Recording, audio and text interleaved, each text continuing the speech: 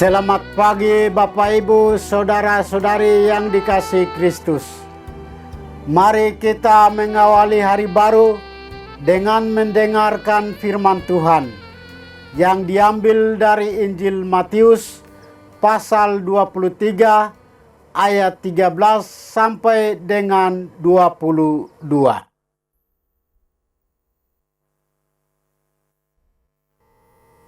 Tuhan bersamamu. Inilah Injil suci menurut Matius.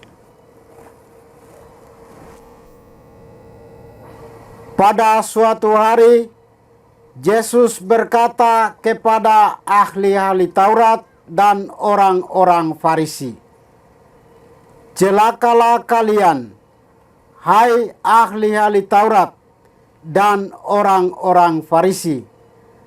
Hai kalian orang-orang munafik, karena kalian menutup pintu kerajaan surga di depan orang, sebab kalian sendiri tidak masuk dan kalian merintangi mereka yang berusaha masuk.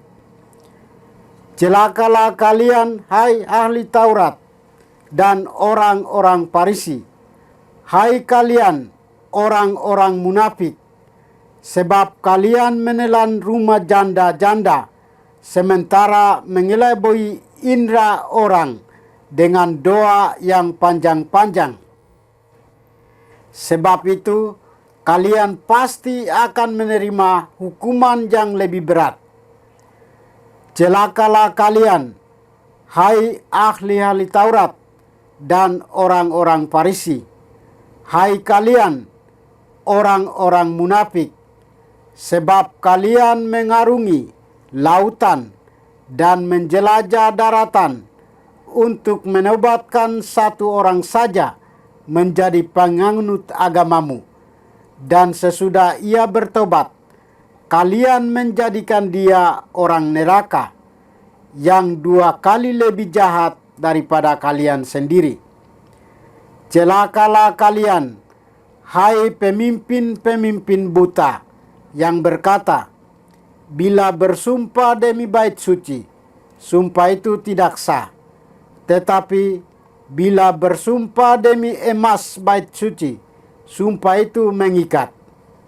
Hai kalian orang-orang bodoh dan orang-orang buta, manakah yang lebih penting, emas atau bait suci yang menguduskan emas itu? Dan kalian berkata, bila bersumpah demi mezbah, sumpah itu tidak sah. Tetapi bila bersumpah demi persembahan yang ada di atasnya, sumpah itu mengikat. Hai kalian orang-orang buta, manakah yang lebih penting, persembahan atau mezbah yang menguduskan persembahan itu? Karena itu, barang siapa bersumpah demi mezbah, ia bersumpah demi mezbah dan juga demi segala sesuatu yang terletak di atasnya. Dan barang siapa bersumpah demi bait suci, ia bersumpah demi bait suci dan juga demi dia yang diam di situ. Dan barang siapa bersumpah demi surga, ia bersumpah demi takhta Allah dan juga demi dia yang bersemayam di atasnya. Demikianlah sabda Tuhan.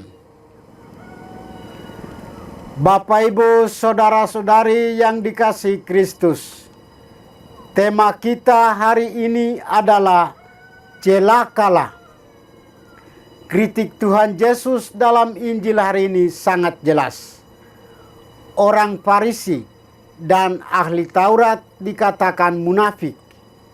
Mengapa? Karena mereka menampilkan diri di depan umum sebagai agamawan yang baik, suci, dan saleh. Namun hal itu dilakukan hanya untuk mengelabui mata orang lain agar dapat pujian. Sedangkan perilaku sesungguhnya berlawanan dengan aturan agama yang digeluti. Mereka mudah memberikan kritik pada orang lain, tetapi dirinya sendiri tidak melakukannya. Yesus mengkritik cara hidup orang-orang Farisi dan ahli Taurat dengan ungkapan, "Celakalah kamu." Celakalah kamu adalah ungkapan para nabi Perjanjian Lama bagi umat Israel yang hidup tidak sesuai dengan perintah Allah. Bagi Yesus, perkataan "celakalah kamu" ditunjukkan kepada orang-orang munafik supaya mereka bertobat jika mau masuk kerajaan surga.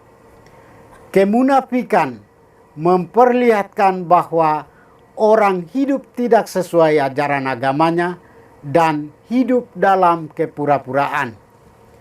Kelemahan yang tegas disoroti oleh Yesus adalah mereka cenderung menghalangi umat yang ingin mengalami rahmat, kebaikan, dan keselamatan. Mereka suka berselingkuh. Mereka bersedia menolong orang, tetapi serentak itu juga merusakkan moral hidup orang yang ditolong. Mereka suka bersumpah untuk membenarkan diri. Mereka cenderung mengabaikan keadilan, belas kasihan, dan kesetiaan. Bagi Yesus, sikap-sikap ini seharusnya tidak boleh ada pada orang-orang yang disebut pemimpin dalam skala apapun. Sebab sikap-sikap ini menjadi skandal yang dapat merusakkan citra dan martabat mereka. Dan karena itu, mereka tidak akan mempunyai kekuatan moral maupun kekuatan spiritual untuk tampil di depan publik, kecuali kalau mereka sudah mengalami kematian hati nurani sehingga menjadi bebal dan tidak merasa malu lagi.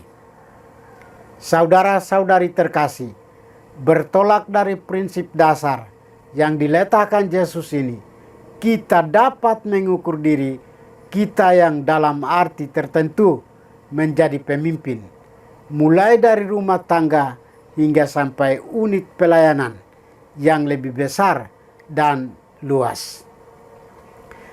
Ketika menjadi pemimpin, ketika itu juga kita mengemban tanggung jawab untuk menjaga citra dan martabat diri kita dengan tidak begitu mudah tergoda dan terjebak dalam skandal-skandal yang dapat menghancurkan diri kita sendiri dan diri mereka yang kita perhatikan dan yang kita layani. Tuhan memberkati kita. Marilah kita berdoa. Tuhan, pagi ini kembali kami naikkan syukur dan permohonan. Terima kasih sudah menjaga kami saat kami tidur maupun bangun. Terima kasih untuk udara sejuk dan segar pagi ini. Bukalah mata hati kami. Mampukan kami memandang kemurahan dan karya-Mu, serta memuji dan memuliakan-Mu melalui pekerjaan dan pelayanan kami hari ini. Bimbinglah kami selalu untuk menyadari kesalahan kami dan bertobat, sehingga kami sungguh rendah hati, mau membuka hati dan siap menerima rahmat-Mu yang tinggal dalam hati kami. Kristus terang dunia, berkatilah keluarga kami, jadikanlah kami alat kasih-Mu, dan pantaskanlah kami menjadi hamba-Mu yang setia, demi Kristus Tuhan dan pengantara kami. Tuhan bersamamu. Semoga kita sekalian, orang-orang yang kita kasih dan doakan, seluruh aktivitas kita hari ini dilindungi, dibimbing, dan diberkati oleh berkat Allah yang Maha Kuasa, dalam nama Bapa dan Putra dan Roh Kudus. Amin.